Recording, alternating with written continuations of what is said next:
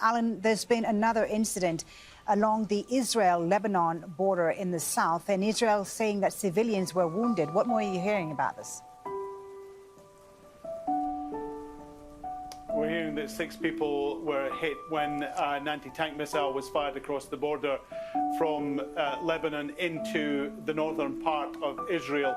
Of the 6 people, one of them is in a critical condition. We understand that they were electrical workers who were repairing lines that had been hit in a previous attack.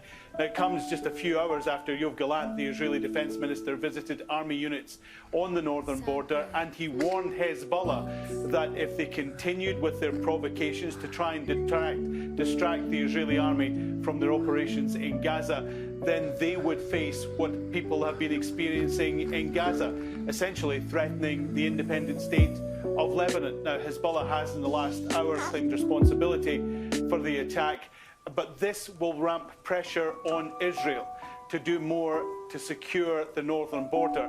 And we know the US is deeply worried. There was a phone call on Saturday between Lloyd Austin, the US Defense Secretary, and Yoav Gallant, saying that not only should more aid get into Gaza, they should take more care when they came to their operations there to avoid civilian casualties. He also reiterated that it was important that this conflict did not escalate into a regional conflict, and therefore any actions on the northern border would be viewed very warily by the Pentagon. Thank you, Alan, for that. Alan Fisher with the latest there from occupied East Jerusalem. Well, earlier I spoke to Andrea Tenenti, who's the spokesman for UNIFIL, that's the United Nations interim force in Lebanon. He told us the potential for miscalculation that could trigger a wider conflict along the Israel-Lebanon border is increasing.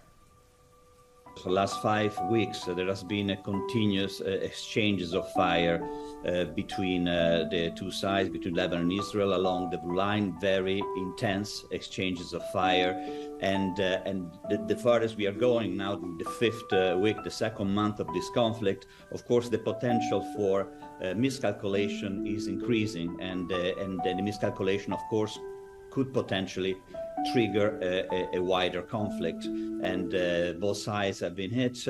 Even last night, one of our peacekeepers was injured inside one of our bases. We are still trying to find out the origin of the fire. That is currently now under investigation, but the situation has been tense and concerned. A tense situation, as you say, an escalation along that border with, as you mentioned, one of your peacekeepers being injured. Are you able to operate in these conditions? Are you able to maintain stability along this border when your own troops have come under attack?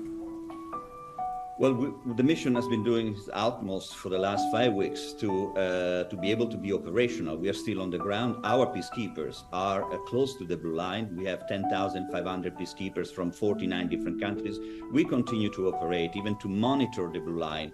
And also the work of the head of mission and force commander, Lieutenant General Lazar, has been fundamental in keeping a dialogue with the parties. UNIFIL is the only one who can actually keep a conversation with the Lebanese authorities and with the IDF to try to prevent very dangerous misunderstanding. That's a role that we are playing on an hourly basis with both sides to try to decrease the